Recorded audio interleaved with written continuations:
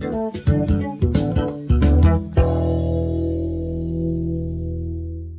số Nhật Bản là dân số già, họ đã vượt 65 tuổi trung bình. Còn chúng ta là một dân số đang 25-30 tuổi.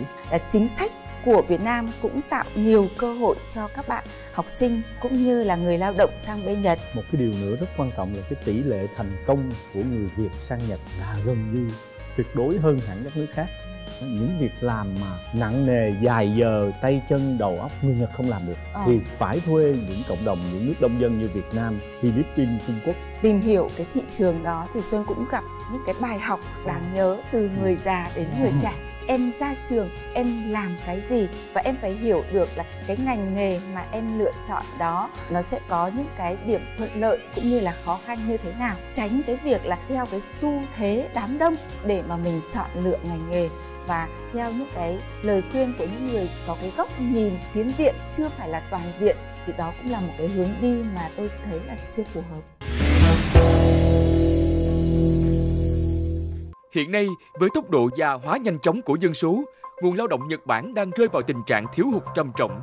Chính vì thế, việc thu hút nguồn lao động từ nước ngoài đang là giải pháp tối ưu cho các doanh nghiệp ở thời điểm này. Và Việt Nam là một trong những nước có nguồn lao động dồi dào nhất cung cấp cho các doanh nghiệp và công ty tại Nhật Bản. Theo thống kê, năm 2020, gần 28.000 lao động Việt Nam sang tu nghiệp tại Nhật Bản. Đây là một trong những thị trường hàng đầu thu hút lao động Việt Nam.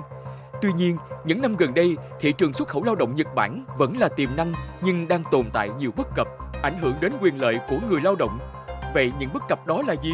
Người lao động hay du học sinh cần chuẩn bị những gì để không gặp phải rủi ro khi qua một đất nước khác? Hay cha mẹ cần định hướng việc học tập, nghề nghiệp cho con như thế nào để không gặp phải những tình huống đáng tiếc? Tất cả sẽ được giải đáp trong Chuyên gia nói. Võ Hoàng Yến xin được kính gửi lời chào đến quý vị khán giả đang theo dõi trên màn ảnh nhỏ. Lại một tuần nữa trôi qua và chúng ta là được gặp nhau trong chương trình Chuyên gia nói. Thưa quý vị, chương trình của chúng tôi là chương trình luôn luôn giải đáp những thắc mắc và là nơi kết nối quý vị khán giả đến những chuyên gia hàng đầu xoay quanh những vấn đề trong cuộc sống. Trước khi đến với chủ đề, chúng ta sẽ cùng gặp người đồng hành với Hoàng Yến. Đó chính là anh CEO Nguyễn Hữu Thái Hòa, tổng giám đốc của công ty iBosses Việt Nam, giám đốc chiến lược, nguyên phó chủ tịch hội đồng tư vấn chiến lược của tập đoàn VNPT. Chuyên gia Nguyễn Hữu Thái Hòa, tổng giám đốc iBosses Việt Nam, giám đốc chiến lược, nguyên phó chủ tịch hội đồng tư vấn chiến lược tập đoàn VNPT. Là một người lãnh đạo tài ba với hơn 30 năm kinh nghiệm thương trường, ông Thái Hòa không chỉ giỏi trong lĩnh vực kinh doanh, tái cấu trúc và chuyển đổi số, mà ông còn là một người đam mê âm nhạc, tài tử chuyên hát dòng nhạc Trịnh, đồng thời cũng là một diễn giả nổi tiếng và luôn truyền ngọn lửa thổi bùng giấc mơ Việt Nam cho các thế hệ trẻ. Theo anh thì đâu là thị trường lao động đang mạnh nhất trên thế giới hiện nay? Tôi làm việc khoảng gần 15 nước khác nhau, nhưng sống trực tiếp ở khoảng 4 quốc gia. Nhưng mà nói thật, tôi thấy sự khác biệt rõ nhất từ Nhật Bản. Wow. Một cái đất nước mà tôi nghĩ rằng mọi thứ nó giống như một cái đạo. Và em cũng rất là thường xuyên được nghe là xuất khẩu lao động đi Nhật, đúng không anh?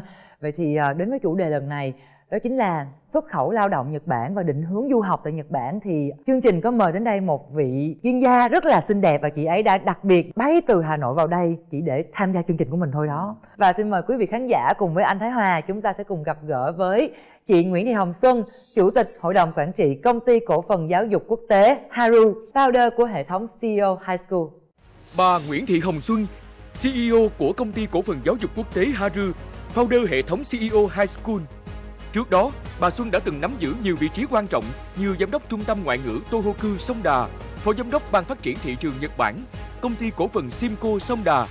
Sau khi tốt nghiệp ngành ngôn ngữ và văn hóa phương Đông, trường Đại học Ngoại ngữ, Đại học Quốc gia Hà Nội, bà Xuân đã có hơn 20 năm kinh nghiệm giảng dạy tiếng Nhật, tiếp cận thị trường lao động Nhật Bản, giúp hàng chục ngàn học sinh hoàn thành ước mơ tại đất nước mặt trời mọc.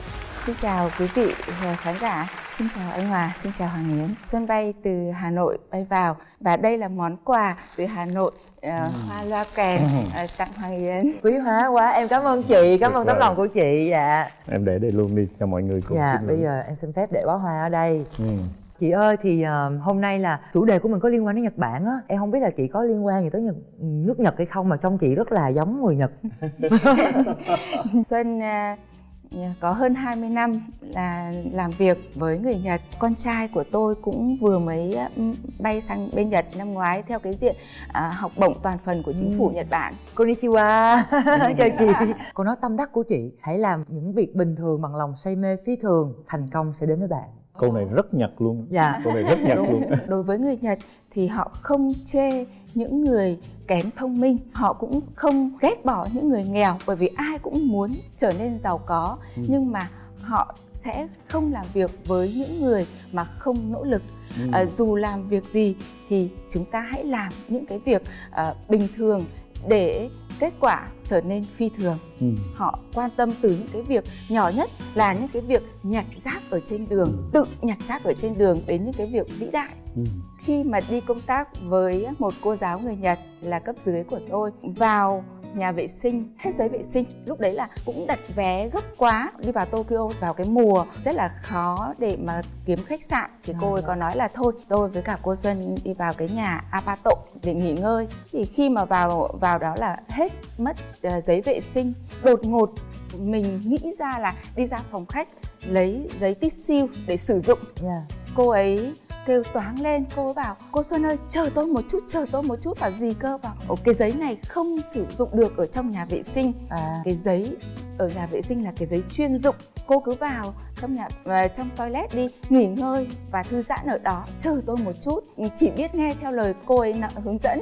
Cô ấy có đưa cho một cái bịch 6 cuộn giấy vệ sinh. Cô ấy bảo là cô dùng cái giấy này đi. Khi dùng xong thì mới hỏi tại sao lại như vậy. Cô ấy bảo ở Nhật là sử dụng các giấy là khác nhau. Đó, thì cái bài học ở đây bảo thế tại sao mình ở đây có một đêm mà cô lại mua nhiều thế. Cô ấy nói là để cái người khác khi mà vào tiếp theo chủ nhà chưa kịp mua thì người ta lấy cái giấy này để sử dụng. Trời ơi, tôi bảo là đấy là một cái ý thức vì cộng đồng của một cái người Nhật Bản. Ở đâu thì họ cũng vì cộng đồng, vì người khác. Tôi có một người anh lớn sống 50 năm ở Nhật. Đây là một ví dụ để mà bạn xem đài với Hoàng Yến hiểu rõ nè. Anh ấy nói là tôi ở Nhật thì những cái gì đẹp nhất của mỗi gia đình người ta đem ra công viên. Ví dụ như cái mùa anh đào là từ những cây đào đẹp nhất của mỗi cá nhân gia đình người ta đem ra cống hiến để hưởng chung cộng đồng. Quay trở lại với chủ đề ngày hôm nay của chúng ta thì theo chị thấy thực trạng của thị trường xuất khẩu lao động sang Nhật Bản hiện nay nó như thế nào? Ví dụ như là con số hay là ngành nghề lĩnh vực nào sẽ tiếp nhận cái lao động từ nước ngoài? Việt Nam và Nhật Bản trong cái thời khắc này là cái thời khắc đẹp nhất của lịch sử từ trước đến nay, là một cái mối quan hệ là đối tác chiến lược. Nhật Bản cũng là một cái thị trường có thu nhập tốt trong số những các nước mà Việt Nam đưa đi xuất khẩu lao động. Trước Covid, mỗi năm Việt Nam xuất khoảng 130.000 đến 140.000 lao động sang tất cả các nước, trong đó Nhật Bản chiếm khoảng 60.000. Vì anh có một kinh nghiệm làm việc với một cái tập đoàn và dịch chuyển người sang Nhật. Ngoài cái GDP Nhật Bản hơn mình gấp gần 20 lần thì nó có một đặc điểm cực kỳ quan trọng cho quan hệ Việt Nam Nhật Bản là dân số Nhật Bản là dân số già. Họ đã vượt 65 tuổi trung bình. Còn chúng ta là một dân số đang 25-30 tuổi. Thế thì hai cái cộng đồng này nó đáp ứng với nhau. Những việc làm mà nặng nề, dài giờ, tay chân, đầu óc người Nhật không làm được thì phải thuê những cộng đồng, những nước đông dân như Việt Nam, Philippines, Trung Quốc. Những việc chi tiết mà cần cái tuổi trẻ như công nghệ thông tin thì người Nhật rất cần người Việt mình qua. Nó vô cùng phù hợp. Ngược lại, kinh nghiệm thâm niên của những công nhân bình thường trong nhà máy nhưng 30-40 năm làm trong đó vì họ 65 tuổi rồi thì kinh nghiệm nó khủng khiếp đáng quý cho những quốc gia như mình. Như vậy thì chúng ta xuất nhập khẩu người nó là hai chiều và chúng ta học kinh nghiệm của họ, còn chúng ta cung cấp lao động cho họ. Vậy thì em nghĩ là khán giả cũng rất muốn biết được là chị có thể chia sẻ về thu nhập của từng loại ngành nghề khác nhau. Chị có thể chia sẻ về khán giả được rõ hơn không chị? Hiện tại thì Nhật Bản đang nhận khoảng 15 nước, trong đó có 177 ngành nghề khác nhau. Đối với cái ngành nghề mà Nhật Bản đang thiếu trầm trọng, đó là hộ lý điều dưỡng, là xây dựng, nông nghiệp, là cơ khí và chế biến thực phẩm. Cái thu nhập đối với người lao động bình thường sau khi mà trừ bảo hiểm, trừ tiền nhà, nó khoảng 25 đến 30 triệu chưa kể làm thêm. Đối với những lao động kỹ thuật cao thì lương thu nhập khoảng từ 22 man đến 25 man, khoảng từ 45 đến 50 triệu chưa kể làm thêm. Nhưng mà em thấy là cái chi phí trang trải bên đó cũng rất là cao. Chi phí trang trải cũng rất là cao, nhưng mà người Việt của mình có một cái tính rất là tốt là tiết kiệm. Các bạn tự nấu ăn ở nhà thì cái chi phí nó cũng đỡ hơn rất là nhiều. Mấy câu hỏi này là câu hỏi rất là thiết thực để cho mọi người có thể biết được là tình trạng thu nhập và thực tế như thế nào hả chị ha? Bên cạnh đó thì chị có thể cho biết là đâu là những cái lợi thế của người lao động Việt Nam khi được xuất khẩu qua Nhật? Thời điểm này cái lợi thế như lúc nãy anh Hòa cũng có chia sẻ đấy, Nhật Bản là một đất nước dân số già. Thứ hai là cái cộng đồng người Việt Nam ở bên Nhật hiện tại là cái cộng đồng rất là lớn. Thứ ba là quan hệ hai nước đang ở một cái chiều hướng rất là tích cực. Chính phủ hai nước tạo rất nhiều điều kiện cho các em. Thứ ba là chính sách của Việt Nam cũng tạo nhiều cơ hội cho các bạn học sinh cũng như là người lao động sang bên Nhật. Tôi hết sức đồng tình với chị Xuân là trong 10 năm vừa rồi và hy vọng còn khoảng 10 tới 20 năm nữa quan hệ Việt Nam Nhật Bản, vì tôi chứng kiến tập đoàn FPT khi mà tôi công tác và đưa cái chiến lược toàn cầu hóa thì lúc đó FPT năm 2010 chỉ có khoảng 30 triệu đô doanh thu ở tại Nhật Bản và được khoảng 50 kỹ sư. Và trong 10 năm qua, Yến có thể tưởng tượng hiện nay FPT đang có 1.200 kỹ sư cầu nối và doanh số đã gần 400 triệu đô, tức là nó tăng 10 lần trong vòng chừng đấy năm. Người Nhật cũng rất quý mến người Việt Nam, quý lắm, trẻ trung này, nhanh nhẹn, hoạt bát và linh hoạt. Đấy là người Việt rất là linh hoạt. Nãy giờ chúng ta thấy được thuận lợi nè, chúng ta thấy được công việc mà bên Nhật đang cần có. Vậy thì đâu là cái rủi ro mà người Việt Nam dễ bị mắc phải khi mà được xuất khẩu lao động sang Nhật? Khó khăn cũng như là cái rủi ro mà trong suốt hơn 20 năm làm trong cái nghề này, tôi thấy là người lao động chưa tìm được đến cái công ty mà được chính phủ Việt Nam cho phép, dẫn đến là cái khoảng cách bị phải qua người này người kia, dẫn đến là những cái thông tin nó không được chính thống. Từ những cái thông tin không được chính thống dẫn đến là các em nghe những cái lời đường mật và không đúng thực tế, tin vào đó dẫn đến thậm chí là không xuất cảnh được và lại tiền mất tật mang. Cái việc thứ hai là cái ngôn ngữ tiếng Nhật vốn là ngôn ngữ khó. Các em cứ nghĩ rằng là thôi mình sang mình làm việc thôi, mình cứ cố gắng mình làm chứ mình cũng không cần phải học nhiều. Chính là cái rào cản ngôn ngữ. Khi mà các em có ngôn ngữ thì chính là các em sẽ hiểu được người Nhật, làm cho cái cuộc sống nó dễ dàng hơn. Và một cái điều nữa là cái trăn trở của những người lâu năm trong cái nghề phái cử lao động cũng như là du học sang bên Nhật là ở nước Nhật, người Nhật yêu người Việt Nam và quý trọng người Việt Nam như thế, nhưng có cái phần nhỏ các bạn là bỏ trốn ra ngoài bất hợp pháp. Và bỏ trốn ra ngoài bất hợp pháp thì các em chịu rất là nhiều rủi ro khi ốm đau bệnh tật, hay là có cái rủi ro về thiên tai, về địch họa không được bảo hộ, và các em phải sống chui lủi. Có thể là công việc thì nó thoải mái hơn nhưng mà chứa đựng rất là nhiều rủi ro, không được pháp luật bảo vệ thì điều đó rất là nguy hiểm. Và nhiều người phải bỏ mạng đấy ạ. Nói cụ thể hơn một tí là vào chị đi. Như chị đã có 20 năm học tập và làm việc bên Nhật thì chị gặp khó khăn gì bên đó chưa? Xuân gắn bó với đất nước Nhật từ năm 1997, bắt đầu học tiếng Nhật và ra trường năm 2001. Bản thân tôi thì cũng vừa là giáo viên, vừa là người tìm hiểu thị trường, và sau đó là với tư cách là cán bộ của công ty đi sang thăm học sinh, rồi đưa học sinh đi, rồi tìm kiếm đối tác cũng như là đi để tìm hiểu cái thị trường đó, thì Xuân cũng gặp những cái bài học đáng nhớ từ người già đến người trẻ. Mỗi khi mà gặp người Nhật chúng tôi phải xin lỗi. Đó là có một lần cách đây hơn 10 năm tôi phải sang bên Nhật để giải quyết một cái trường hợp nội bộ các em không yêu thương nhau. Lúc đó với tư cách là một giám đốc đào tạo, người Nhật mời tôi sang và họ cho tôi chứng kiến cái là đi vào bếp, cô ơi 6 bạn học sinh của cô đây, 6 cái nồi cơm, thế là không theo được, chia rẽ 6 cái nồi cơm. Vào trong cái khu bếp thì mở cái tủ lạnh ra, trời ơi cái tủ lạnh đấy là có cả, từ nó hơi không được hay lắm nhưng mà có cả cái phân con rán đấy ạ. Mà đối với rất Nhật là cẩu thả đúng không? Nó bẩn ạ. Mà đối với Nhật thì là một cái đất nước rất là sạch sẽ, tối kỵ. Và tinh thần đoàn kết dân tộc và cái tính sạch sẽ.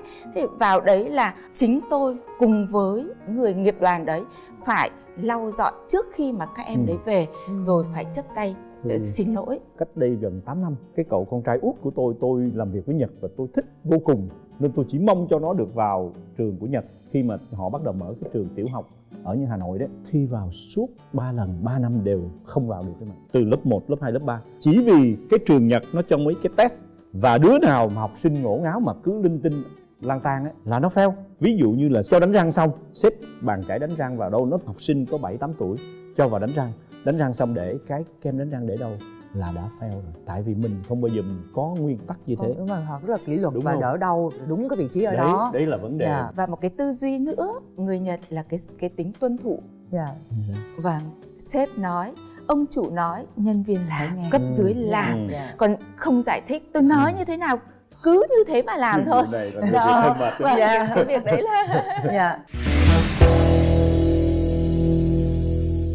Rất là cảm ơn những cái lời chia sẻ của chị Xuân khi nãy, và rõ ràng qua những cái lời chia sẻ này chúng ta thấy được một cái bức tranh rất là màu sắc, cả những cái cơ hội cho người Việt Nam khi xuất khẩu lao động sang Nhật và những cái khó khăn, cũng như là ngành nghề nào vẫn còn đang cần rất là nhiều nguồn lao động, đúng không ạ? Ở đây có rất là nhiều câu hỏi đặt về cho chị. Tuy nhiên bởi vì thời lượng của chương trình cho nên cho em chọn ra vài câu thôi, chứ còn rất nhiều lắm. Câu đầu tiên, em có định hướng xuất khẩu lao động tại Nhật Bản nhưng còn đang phân vân bởi vì văn hóa bên Nhật rất là khác với Việt Nam. Vậy em cần chuẩn bị những gì để sang Nhật?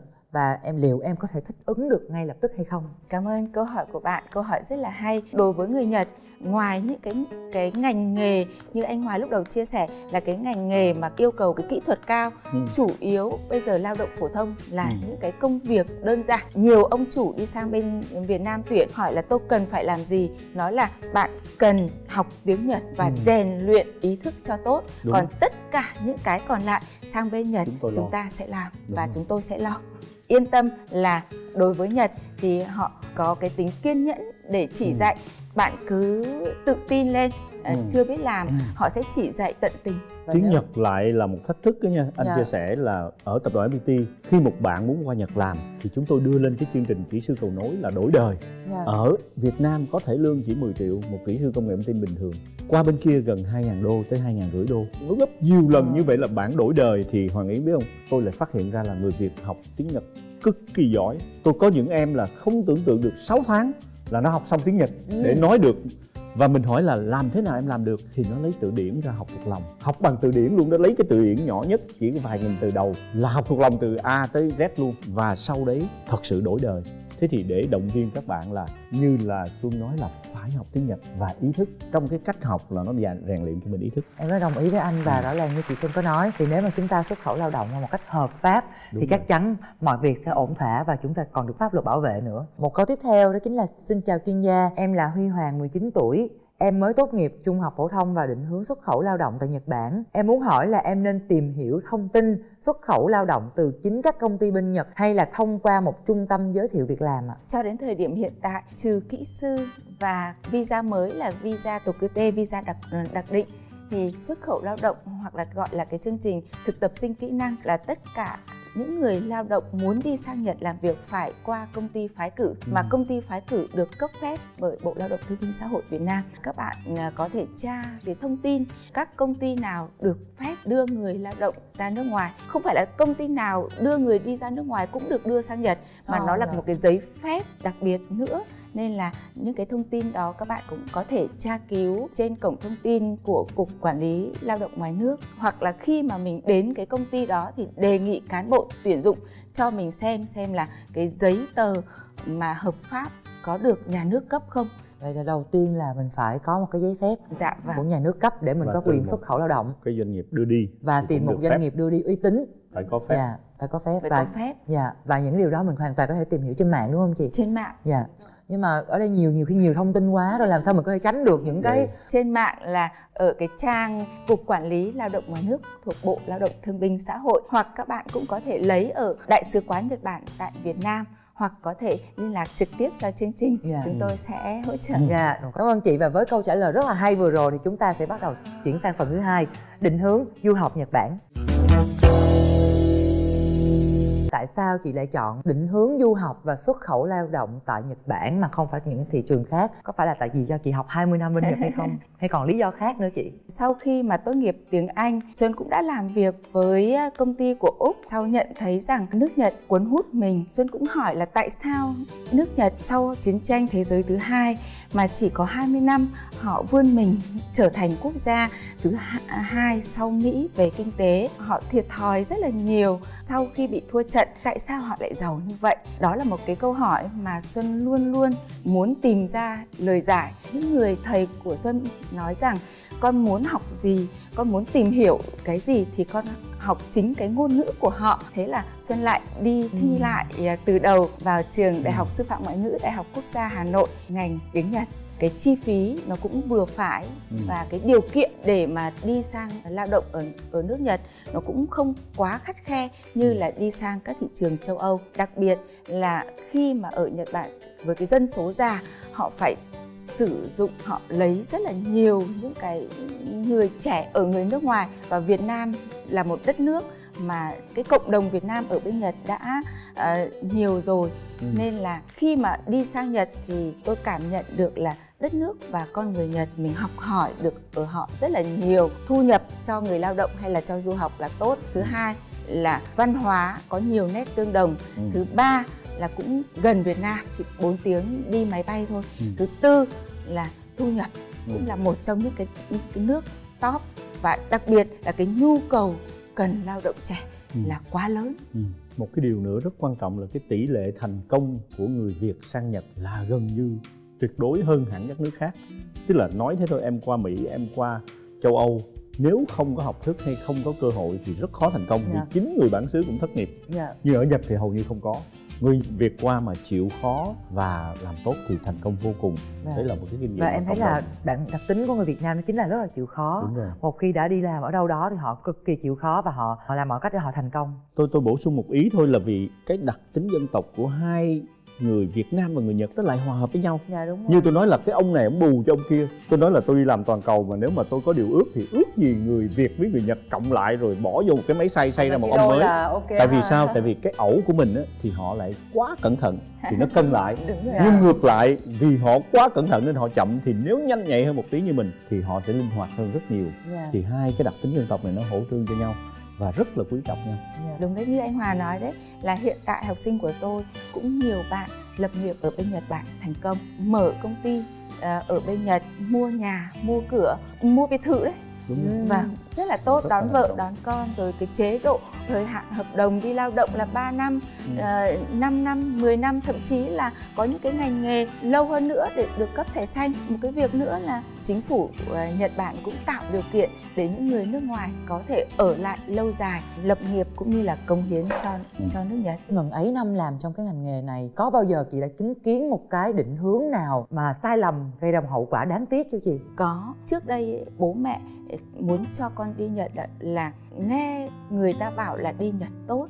Và khi mà quản lý học sinh thì cũng cái số lượng người chưa nhiều, nên tôi có trực tiếp là quan sát và hỗ trợ rồi cũng như là quản lý đến từng các em. Có một cái gia đình, một cái câu chuyện hết sức là đau lòng khi mà bố mẹ ly hôn. Bố mắng con thì con chạy sang mẹ, mẹ mắng con chạy sang bố. Thế là cả hai bố mẹ yêu con nhưng mà yêu bị lệch.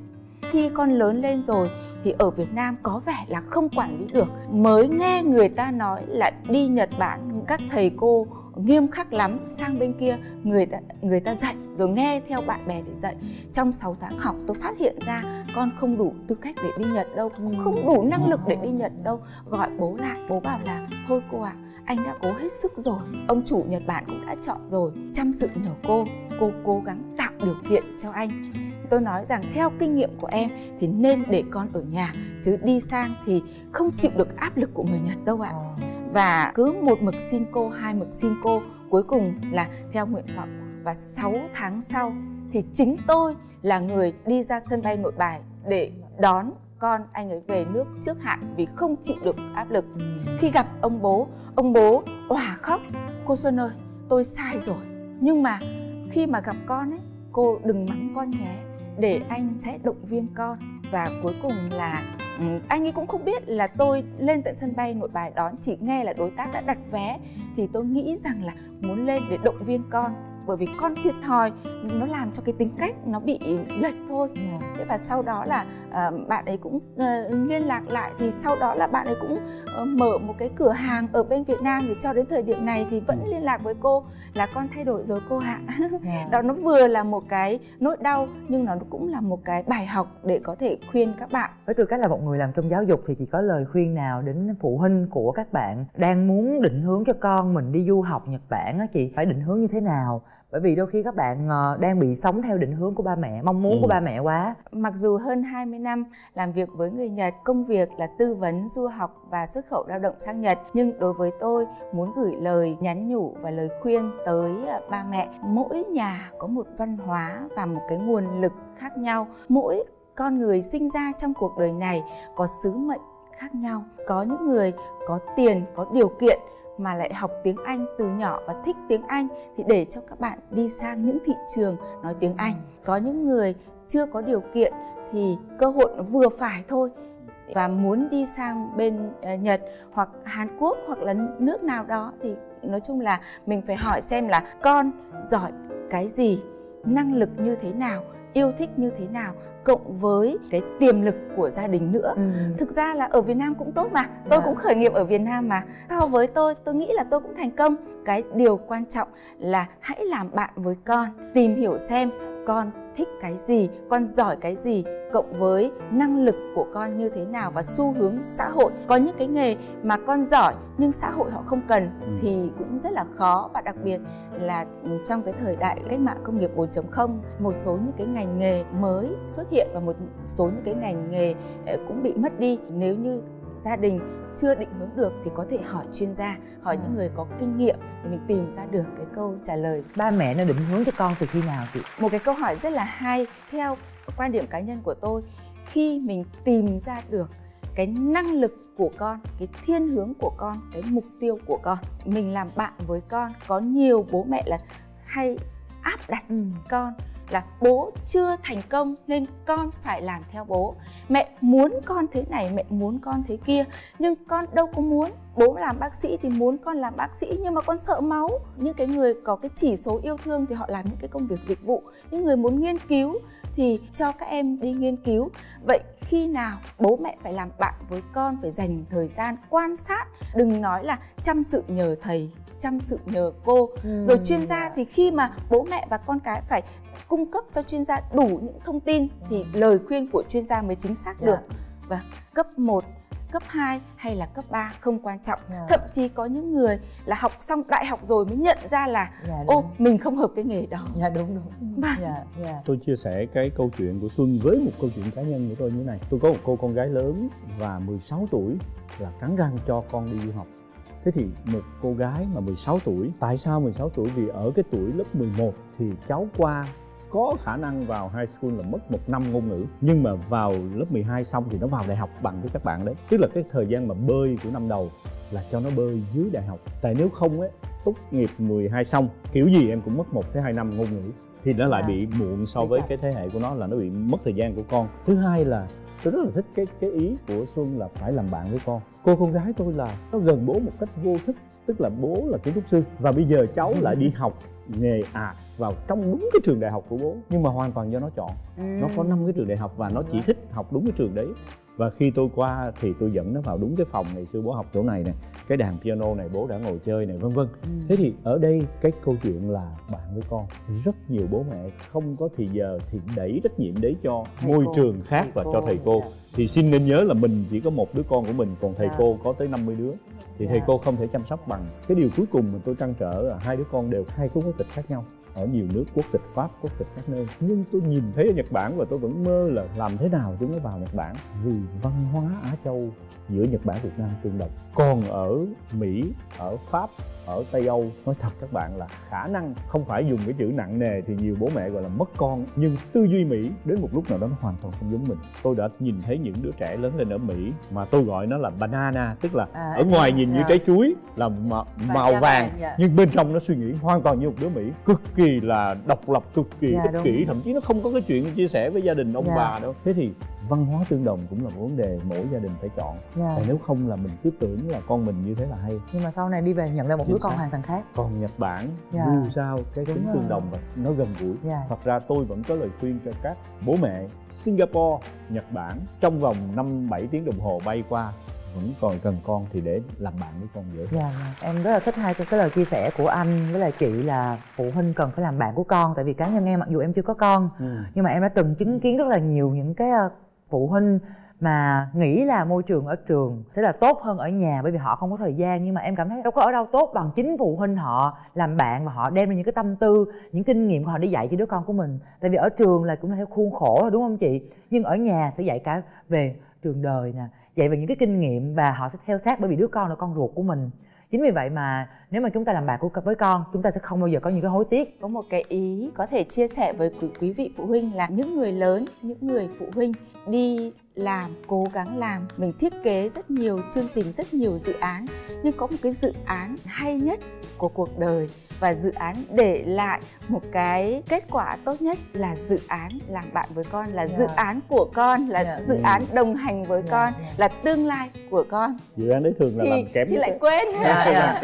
Có một cái câu hỏi này tuy nó không có trong này nhưng mà em hỏi giùm một người quen của em thôi đấy. Bạn thường xuyên bị gia đình bắt buộc và ép buộc đi theo cái định hướng như hồi nãy nói, và dù có thuyết phục ba mẹ cỡ nào đi nữa thì họ vẫn không đồng ý. Họ vẫn luôn kiên định và áp đặt cái tư tưởng mà con phải theo ba mẹ đặt đâu con ngồi đó. Liệu có những cái khóa học ngoại khóa nào cho phụ huynh để họ có thể mở ra mang được cái tư tưởng hơn và đừng bắt con mình đi theo con đường của họ lựa chọn hay không chị? Câu hỏi của Hoàng Yến rất là hay.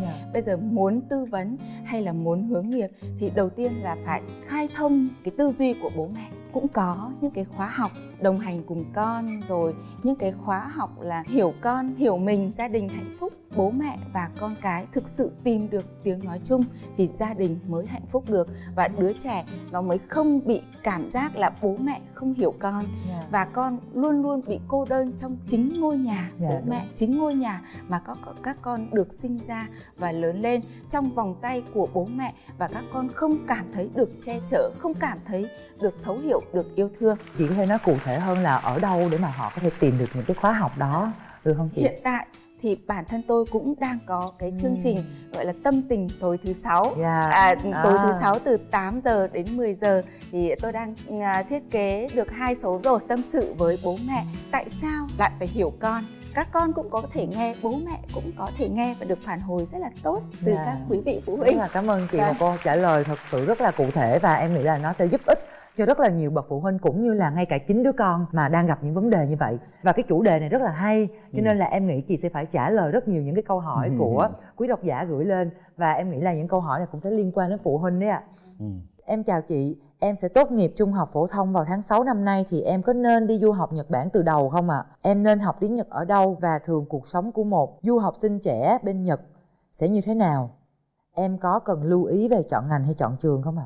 Nếu như mà bạn tốt nghiệp vào tháng 6 năm nay, bạn đăng ký từ bây giờ và học luôn tiếng Nhật, có thể nhập cảnh vào Nhật Bản kỳ tháng 10 năm 2022. Nếu như học tiếng Nhật không kịp thì cái kỳ gần nhất sang bên Nhật là kỳ tháng 1 hoặc tháng 4 năm 2023. Bởi vì Nhật Bản một năm có 4 kỳ nhập học, tháng 1, tháng 4, tháng 7, tháng 10. Kỳ tháng 4 và kỳ tháng 10 là 2 kỳ chính. Khi mà sang bên Nhật thì chắc chắn em phải chuẩn bị một cái kiến thức về tiếng Nhật ít nhất là N5 nếu như mà học trường tiếng. Nếu như mà các em học vào đại học thì trình độ khoảng N2.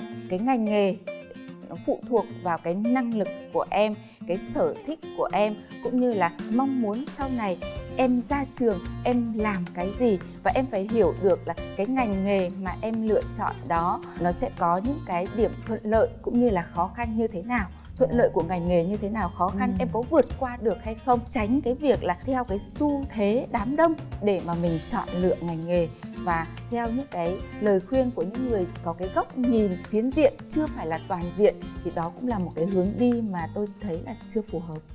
Để có thể được qua Nhật du học thì kinh phí cho một khóa học là bao nhiêu chị, và cho 4 năm đi học cụ thể là bao nhiêu nếu mà không có học bổng? Hiện tại ấy, là cái du học Nhật chưa bao giờ dễ như bây giờ. Cái chi phí thông thường các em đóng cái chi phí năm đầu. Đối với các bạn mà tiếng Nhật chưa học ở Việt Nam và đạt đến N2 để sang đại học thì các bạn sang bên Nhật phải trải qua một cái khóa học từ một năm 3 tháng tới 2 năm. Thì chi phí 1 năm bao gồm học phí cũng như là chi phí tất cả các khoản vé máy bay, ký túc xá 3 tháng 6 tháng khoảng từ 200 đến 250 triệu cho một năm. 1 năm. Vâng. Và cái năm đầu tiên thì bao giờ nó cũng là cái năm nặng nhất về cái chi phí đi cũng như là cái chi phí vào trường. Đến năm thứ 2, thứ 3 thì nó sẽ rẻ hơn. Và Nhật Bản thì hiện tại có rất nhiều cái cơ hội cho các em cũng như ở Việt Nam thôi. Trường cao thì cần cái điểm phải cao, cái học bạ phải tốt và học phí nó cũng cạnh tranh. Và trường vừa phải thì học phí nó cũng rẻ hơn. Trường ở thủ đô thì học phí đắt hơn, trường ở bên ngoài thì học phí rẻ hơn. Nếu như mà kinh phí của em chưa đủ thì cũng có thể xin được những cái quỹ học bổng cũng như là chương trình vừa học vừa làm thì phí nó cũng rất là nhẹ nhàng. Rất là nhiều cơ hội đúng không ạ? Trước khi kết thúc chương trình thì không biết là anh với chị có muốn đúc kết thêm một lời nào hoặc là muốn gửi đến khán giả những tâm tư tình cảm gì không ạ? Cá nhân tôi, cái cảm nhận Nhật Bản trong tôi á, thì nó rất là đặc biệt. Nhưng mà nếu nói một từ thì tôi nghĩ rằng người Việt Nam phải học cái tính bền vững. Không một quốc gia nào, đặc biệt trong giới doanh nhân, mà có cái tính bền vững trong kinh doanh như người Nhật. Tôi đã từng làm một cái bài ví dụ khi mà tôi công tác ở Nhật Bản để dạy cho doanh nghiệp Việt đi làm việc Nhật Bản. So sánh tuổi thọ của một công ty với ngành nghề mà họ đeo bám thì hầu hết doanh nghiệp Việt Nam thành công khoảng 20-30 năm tới 40 năm là bắt đầu rẽ ngang rẽ dọc và hầu hết là đổ tiền vào bất động sản để đi vào những nghề lời hơn. Chứ ít doanh nghiệp nào mà cha truyền con nối để giữ nghề một cách bền vững. Tôi có làm một cái benchmark là lâu đời nhất sau chiến tranh có lẽ là Vinamilk. Tức là Vinamilk vẫn giữ 50 năm qua vẫn không đổi ngành. Còn mấy ông khác là đa ngành nghề rồi, hầu hết là kiếm cái gì ăn sổi nhanh. Doanh nghiệp Nhật Bản 800 năm là Hisamitsu làm salon bát đó em. Rồi tôi làm hả, cứ 100 năm còn bao nhiêu doanh nghiệp, rồi 200 năm rồi 500 năm tới 800 năm có một cái ông thái y từ thời nhà vua ngày xưa đã làm cái chất dán cho vua bằng salon bát và bây giờ con cháu họ vẫn là cái hãng Hisamitsu. Lên tới 1000 năm thì có doanh nghiệp làm kiến trúc chùa. 1000 năm trước ông cụ tổ của họ đã xây chùa thì bây giờ con cháu họ vẫn là công ty kiến trúc xây chùa. Thế thì ở đây anh muốn nói với Hoàng Yến là cái sự bền vững nó mang tính truyền thống và cha truyền con nối.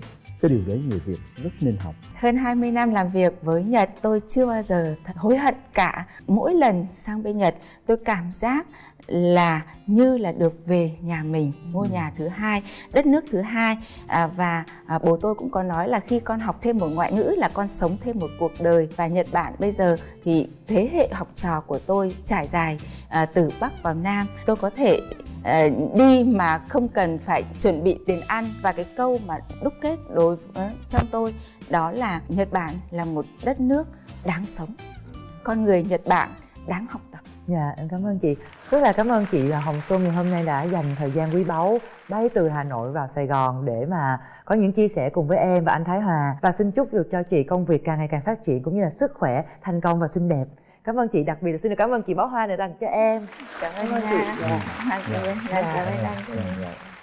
Thưa quý vị, qua những chia sẻ của chị Hồng Xuân và anh Thái Hà thì chúng ta phần nào đã có thêm những kiến thức rất là rộng lớn. Điều đó cũng đã khép lại chương trình Chuyên gia nói của chúng tôi tuần này. Quý vị đừng quên khung giờ phát sóng của chúng tôi 22 giờ 30 phút tối thứ năm hàng tuần trên kênh HTV7 và phát lại trên các kênh của MTV Network. Còn bây giờ xin chào và hẹn gặp lại.